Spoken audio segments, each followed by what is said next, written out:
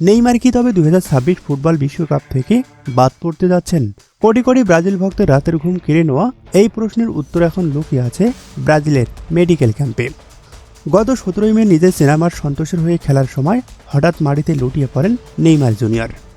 ডান পা চেপে ধরে তার সেনা আকুতি দেখে স্তব্ধ হয়ে গিয়েছিল পুরো স্টেডিয়াম। কিন্তু নাটকীয়তা তো শুরু তারপর থেকে। সন্তোষের চিকিৎসকরা প্রথমে পরীক্ষা করে বলেছিলেন এটা সাধারণ ফোলাভাব বা এডিমা, যা নিয়ে ভয়ে কিছু নেই। কিন্তু নেইমার যখন ব্রাজিল জাতীয় দলের ক্যাম্পে যোগ দিলেন তখন প্রধান চিকিৎসক ডক্টর রদ্রিগো লাসমার কোনো ঝুঁকি নিতে চাইলেন না। তিনি করালেন বিশেষ এমআরআই পরীক্ষা।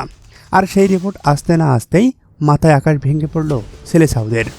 এটি সাধারণ কোনো ফোলাভাব নয়, নেইমারের ডান পায়ের কাপ মসলে ধরা পড়েছে বিপজ্জনক গ্রেড 2 মাসল স্ট্রেন, অর্থাৎ তার পেশির ফাইবার আংশিক ছিঁড়ে গেছে।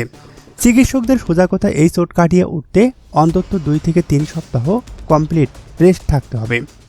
এদিকে 13 জুন মরক্কোর বিপক্ষে ব্রাজিলের প্রথম বিশ্বকাপ ম্যাচ, অর্থাৎ প্রথম ম্যাচে নেইমারের খেলা এখন সুতোয় ঝুলছে। কোচ কার্লো আনচেলত্তির কপালে এখন চিন্তার ভাঁজ। পুরো মেডিকেল টিম 24 ঘন্টা নেইমারকে কড়া পর্যবেক্ষণে রেখেছে। ফিফার নিয়ম অনুযায়ী প্রথম ম্যাচে 24 ঘন্টা আগ পর্যন্ত খেলোয়াড় বদল করা যাবে। যদি নেইমার জুনের প্রথম সপ্তাহে ফিট হতে না পারেন তাহলে হয়তো জোয়াও পেদ্রোর মতো কাউকে তার বিকল্প হিসাবে দলে ডাকা হবে। কিন্তু নেইমার ছাড়া কি ব্রাজিল জাতীয় দল ভাবা যায়?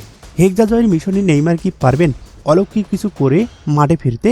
আপনার কি মনে হয়, নেইমারকে ছাড়া ব্রাজিল কি পারবে প্রথম ম্যাচ জিততে? কমেন্ট করে জানিয়ে দিন আপনার মতামত।